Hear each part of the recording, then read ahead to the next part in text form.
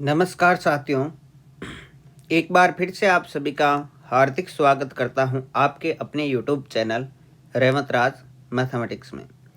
साथियों, इस video lecture में हम बात करने वाले हैं रीट एग्ज़ाम 2021 के लिए संस्कृत विषय के अंतर्गत छंद के टॉपिक की ट्रिक देखेंगे। आप देखते ही पहचान जाओगे साथियों कि इस पद्य में कौन सा छंद है।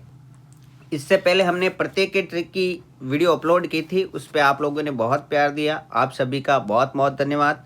दोस्तों, यदि आप चैनल पर फर्स्ट टाइम विजिट कर रहे हैं तो लाल बटन दबाकर सब्सक्राइब जरूर कर लें, क्योंकि रीट से संबंधित यहाँ पर बहुत सारे मॉडल पेपर अपलोड होते हैं। और इस वीडियो को कर दीजिए लाइक। चलिए दोस्तों, शुरू करते हैं। यहाँ पर साथियों, सबसे पहले छंद के बारे में कुछ सामान्य बातें कि छंद का अर्थ क्या होता है। छंद का अर्थ साथियों पद्य से है। और छंद शास्त्र के ज्ञाता की बात करें तो छंद शास्त्र के ज्ञाता हैं आचार्य पिंगल। कौन है साथियों? आचार्य पिंगल जो है वह छंद शास्त्र के ज्ञाता है। इसमें कुछ आपको ध्यान रखना है, जैसे 3 वर्णों के समूह को गण कहा जाता है। 3 वर्णों के समूह को साथियों क्या कहते हैं? गण कहते हैं। और 3 वर्ण, जैसे मैंने नाम लिखा चरण। क्या नाम लिखा साथियों? चरण। तो ये एक पूरा गण है। कैसे? इसमें 3 वर्ण है, चे, रे और णे। तो ये चरण जो है, ये शब्द क्या हो गया? एक पूरा का पूरा गण हो गया। यानी कि गण जो है वह 3 वर्णों से मिलकर बना होता है। वर्ण गिनते समय हलंत को नहीं गिना जाएगा। हलंत को नहीं आपको गिनना है, ठीक है ना। अब देखिए, मात्रा के कुछ नियम हैं। मात्राओं के नियम भी हमें याद रखने पड़ेंगे। अनुस्वार युक्त वर्ण गुरु कहलाएगा। अनुस्वार युक्त का मतलब, जैसे मैंने लिखा हरि, तो हरि में जैसे मैंने लिखा रामम, तो मैं जो है ये अनुस्वार युक्त है। इसका मतलब ये क्या कहलाएगा? गुरु कहलाएगा, ठीक है। विसर्ग युक्त वर्ण गुरु कहलाएगा। जैसे मैंने लिखा हरि, तो हरि विसर्ग युक्त है, रि, तो ये क्या कहलाएगा? गुरु कहलाएगा, ठीक है। संयुक्ताक्षर से पूर्व वाला वर्ण भी गुरु कहलाएगा। जैसे अर्थो नाम लिखा है, तो ये एक संयुक्ताक्षर वर्ण है। इससे पहले वाला वर्ण ये ए क्या हो जाएगा? ये गुरु हो जाएगा साथियों। ऐसे ही एविलम में ये संयुक्त है, तो ले क्या हो जाएगा? ये आपका गुरु हो जाएगा। तो ये मात्राओं के कुछ नियम है, ज़्यादा हार्ड नहीं है। अनुस्वार युक्त वर्ण गुरु, विसर्ग युक्त वर्ण गुरु, और संयुक्ताक्षर से पूर्व वाला वर्ण क्या रहेगा साथियों? गुरु रहेगा। अब दोस्तों, बात करें आपके गणों की, तो एक सूत्र है यमाता राजभान सलगा। साथियों, क्या सूत्र है? यमाता राजभान सलगा। यदि ये आप याद कर लेते हैं तो आपका छंद का काम बिल्कुल इजीली हो जाएगा। क्या है? यमाता राजभान सलगा। अब इसका अर्थ क्या है? देखिए, अर्थ क्या कह रहा है इसका। यमाता, ये माता, ये एक गण हो गया पूरा, ठीक है। ऐसे ही माँ तारा, ये दूसरा गण हो गया। ताराजय, ये तीसरा गण हो गया। ऐसे चलेंगे। तो सबसे पहले ये का मतलब यगण। गण का क्या नाम है साथियों? यगण है। और यगण में देखिए 3 वर्ण आएंगे अगले अगले, तो ये माता। अब देखिए, ये इसमें छोटा है, इसलिए ये एक मात्रिक, ये लघु, और ये गुरु है। माँ और ता भी क्या है? गुरु है। इसका मतलब पहले इसमें लघु है, तो इसको हम कह देंगे आदि लघु यगण। क्या कह देंगे? आदि लघु यगण। इसी प्रकार से दूसरा गण है मगण, तो इसके आगे वाले ये को छोड़ दीजिए इसको, और आगे वाले 3 माँ तारा, तो माँ तारा, इसमें तीनों ही गुरु है, तो क्या कह देंगे? सर्व गुरु मगण। क्या कह देंगे? सर्व गुरु मगण। अगला गण है तगण। तगण में क्या बनेगा? ताराजय, और 2 पहले वाले गुरु और एक लघु है, इसलिए अंत में लघु है, तो इसको कह देंगे अंत लघु तगण। क्या कह देंगे? अंत लघु तगण। फिर है रगण। रगण में आएगा राज भा, और इसमें मध्य में लघु है, इसलिए कह देंगे मध्य लघु रगण। फिर है जगण। जय भाने, इसमें बीच में गुरु है, इसलिए कह देंगे मध्य गुरु जगण। फिर है भगण। भगण में भान से, इसमें आगे गुरु है, इसलिए कह देंगे आदि गुरु भगण। फिर है नगण, नगण का बनेगा न स ल, इसमें सारे के सारे लघु है इसलिए कह देंगे सर्व लघु नगण। और लास्ट वाला है गण सगण, जिसमें सलगा बनेगा, तो अंत में गुरु है इसलिए अंत गुरु शगण। साथियों ये आपको याद रखना होगा कि यमाता राजभान सलगा, ये आपके गणों से संबंधित जो सूत्र है। अब देखिए साथियों, आपको ट्रिक के बारे में मैं बता दूं कि ट्रिक में आपको क्या करना है। हम सबसे पहले वर्णिक छंद पढ़ने वाले हैं। छंद आपको पता है कि दो प्रकार के होते हैं, एक होता है वैदिक छंद, एक होता है लौकिक छंद। ठीक है, फिर आपके उनको भी आगे दो भागों में बांटा गया है। तो लौकिक छंद को दो भागों में बांटा गया, वर्णिक छंद और मात्रिक छंद। मात्रिक छंद हम एक ही पढ़ेंगे केवल आर्या के बारे में, बाकी सारे के सारे जो पढ़ेंगे वह वर्णिक छंद रहेंगे, यानी जिसमें वर्ण गिने जाते हैं। तो चलिए शुरुआत करते हैं। सबसे पहला छंद हम ले रहे हैं साथियों अनुष्टुप छंद। प्यारे साथियों कौन सा छंद ले रहे हैं हम? सबसे पहले ले रहे हैं अनुष्टुप छंद। अनुष्टुप छंद में साथियों आपको एक ही लाइन याद रखनी है कि प्रत्येक चरण में 8 वर्ण होते हैं। साथियों प्रत्येक चरण में कितने वर्ण होते हैं? 8 वर्ण होते हैं। और 4 चरण रहते हैं तो 8 × 4 कुल कितने हो जाएंगे? 32 हो जाएंगे। ये आपको याद रखने की आवश्यकता नहीं, केवल यही याद रखना है कि प्रत्येक चरण में 8 वर्ण होते हैं। ठीक है, अब देखिए एग्जाम्पल देखिएगा इसका। अब हमें गिनना है। देखिए लिखा हुआ है अपि श्रवणमयी लंका ने मैं लक्ष्मण रोचते जननी जन्म भूमिश्च सर्वगदापि गरीयसी। काउंट कीजिए। देखिए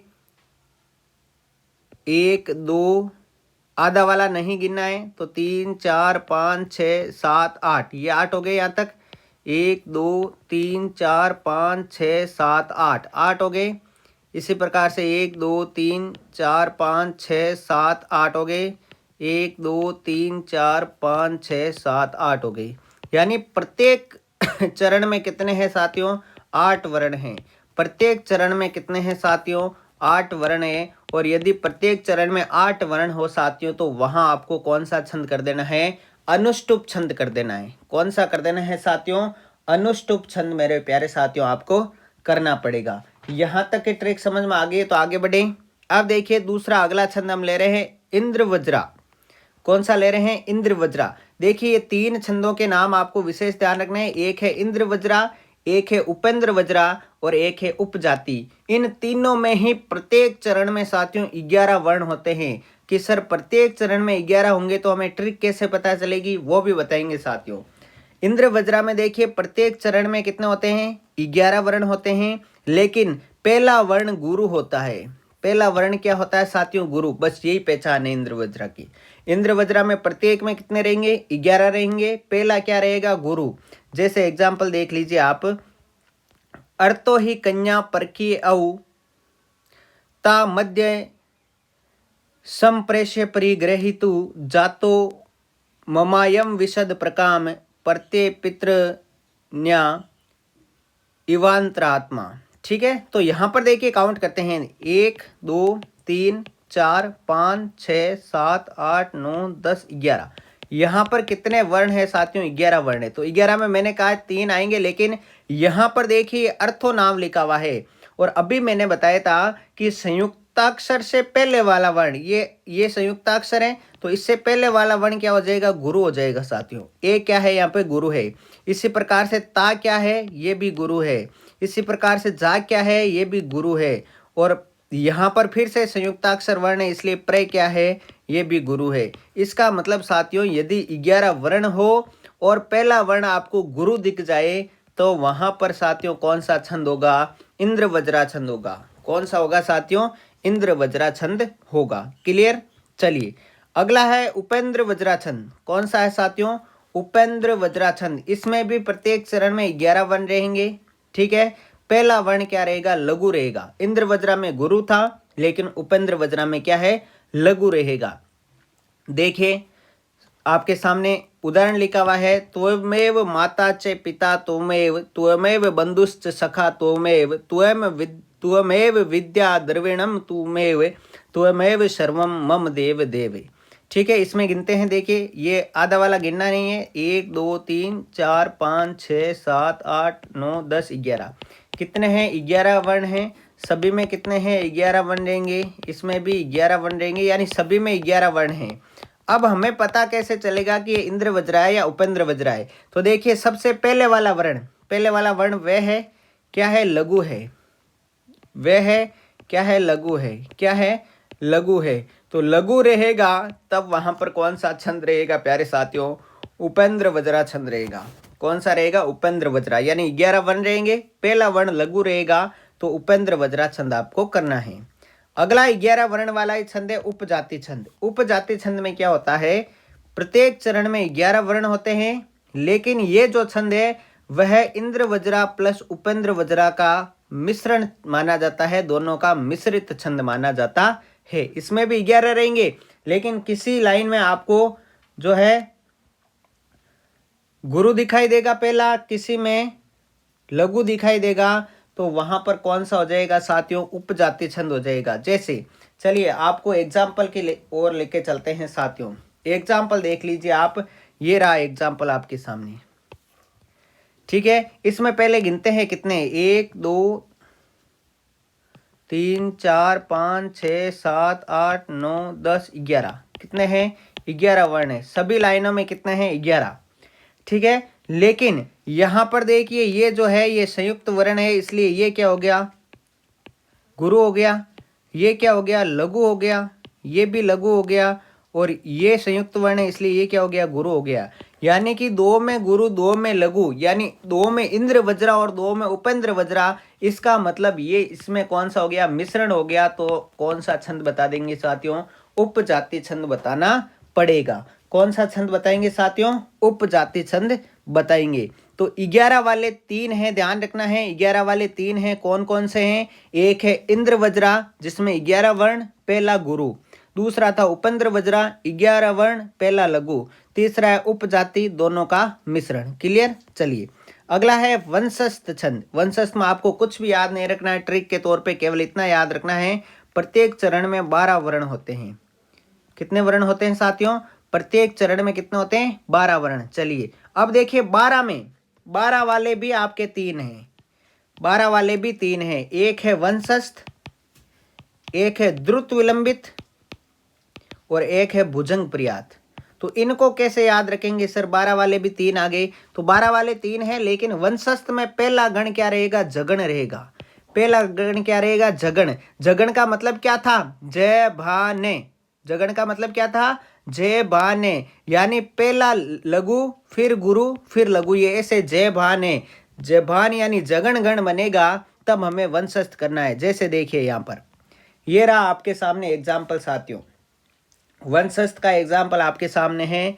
देखिए यहाँ पर पहले वर्ण गिनते हैं कितने, 1 2 3 4 5 6 7 8 9 10 11 और 12, ये नहीं गए 11 और 12, कितने वर्ण हैं साथियों, 12 वर्ण हैं। अब जगण वर्ण कैसे पहचानेंगे, देखिए ये भे जो है ये आपका लघु है, ये वे है ये आपका गुरु हो जाएगा। क्यों, क्योंकि आगे संयुक्ताक्षर है, और ती क्या है, लघु है। तो देखिए एक सबसे पहले छोटा यानी जय, बड़ा भा और ने, जगण गण बना के नहीं बना जबान से, और जय भान से जगण गण बन गया, तो वहां पर कौन सा बताएंगे साथियों, वहां पर वंशस्थ छंद बताएंगे। इसका मतलब प्रत्येक चरण में 12 वर्ण, पहला क्या आएगा जगण, तब हमारा वंशस्थ छंद रहेगा। ठीक है, इसी प्रकार से 12 वाला एक और देखते हैं, द्रुत विलंबित। कौन सा है, द्रुत विलंबित छंद। प्रत्येक चरण में 12 वर्ण होंगे, लेकिन पहला गण क्या रहेगा साथियों, उसमें जगण था, इसमें नगण रहेगा। क्या रहेगा साथियों, नगण। नगण का मतलब तीनों ही लघु थे, न स ल, न स ल। देखिए गिनते हैं पहले वर्ण, 1 2 3 4 5 6 7 8 9 10 11 12, कितने हैं साथियों, 12 वर्ण हैं। लेकिन मेरे प्यारे साथियों देखिए ये भी लघु, ये भी लघु, ये भी लघु, ये भी लघु, ये भी लघु, ये भी लघु। लघु का मतलब कौन सा, न स ल, यानी गण बना न गण, और 12 वर्ण रहेंगे, और सबसे पहला नगण आएगा गण, तो वहां पर कौन सा बताएंगे साथियों, द्रुत विलंबित छंद बताएंगे। कौन सा बताएंगे साथियों, द्रुत विलंबित छंद बताएंगे। इसी प्रकार से देखिए एक 12 वाला और है भुजंग प्रयात, इसमें भी 12 वर्ण रहेंगे। कोई टेंशन नहीं है। लेकिन पहला क्या रहेगा, यगण रहेगा। यगण का मतलब ये माता, सबसे पहले लघु और फिर 2 गुरु आएंगे। तो देखिए वर्ण गिनते हैं, 1 2 3 4 5 6 7 8 9 10 11 12। कितने हो गए, 12 वर्ण हो गए। आधे वाले को गिनना नहीं है। लेकिन देखिए सबसे पहले लघु, फिर गुरु, फिर गुरु, लघु, फिर गुरु, फिर गुरु।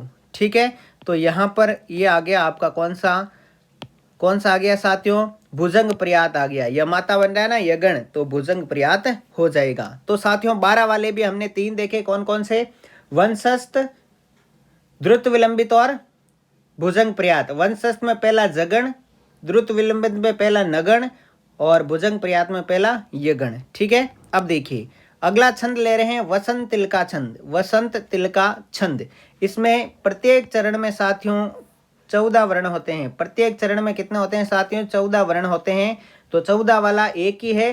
14 आपको जहाँ कहीं भी दिखे आपको वसंत तिलका ठोक देना है। देखिए 1 2 3 4 5 6 7 8 9 10 11 12 13 14। कितने वर्ण हैं साथियों, 14 वर्ण है। आप किसी भी लाइन में देखोगे सभी में कितने कितने है साथियों, 14 वर्ण है।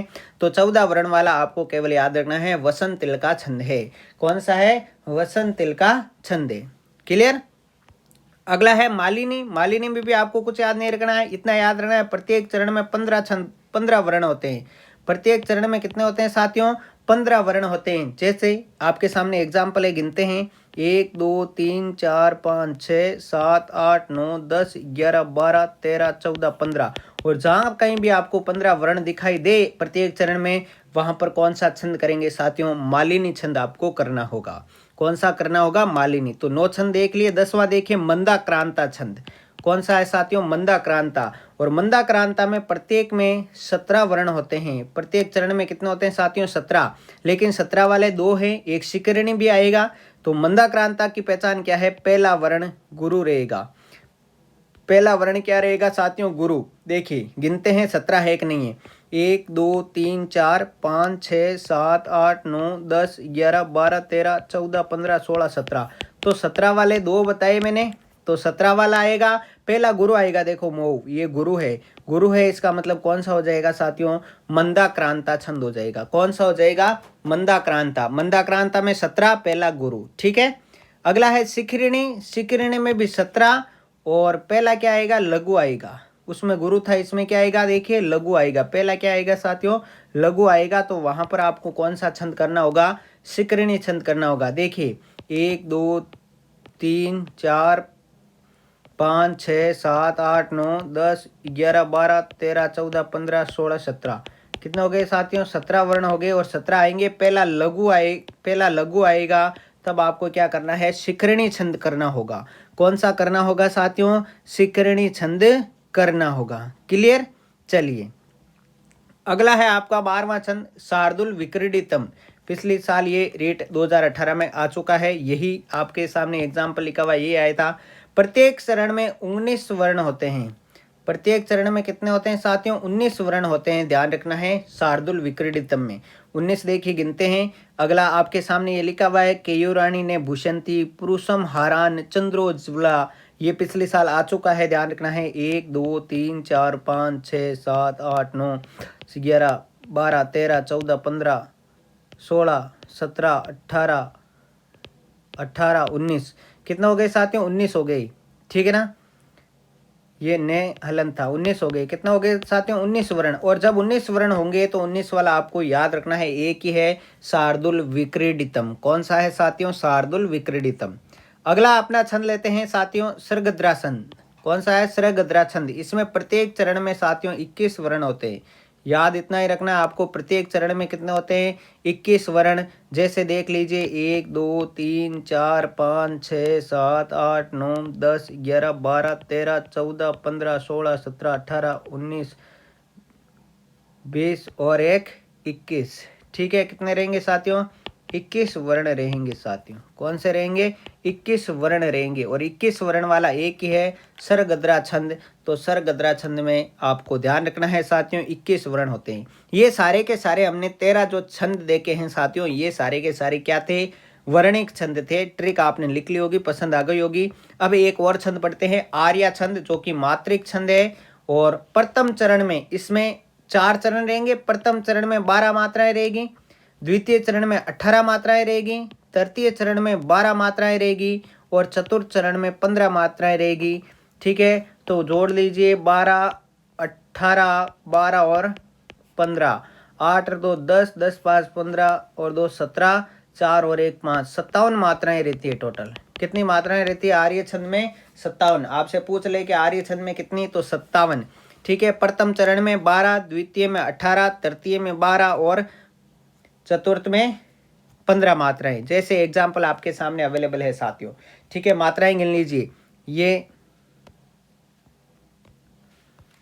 मात्राएं गिन लेते हैं। सबसे पहले ये देखिए, सबसे पहले गुरु, ये एक मात्रा, फिर से 2 मात्राएं, 2 मात्राएं, ये तो काउंट होगा ही नहीं। एक मात्रा और 2 मात्राएं। देखिए 2 3 4 2 6 2 8 2 10 और 2 12। प्रथम चरण में कितनी मात्रा है? 12 मात्राएं हो गई। इसी प्रकार से दूसरे में कितनी रहेगी? 18, तीसरे में रहेगी 12 और चतुर्थ में रहेगी 15। तो वहां पर कौन सा छंद रहेगा साथियों? आर्या छंद रहेगा। कौन सा रहेगा मेरे प्यारे साथियों?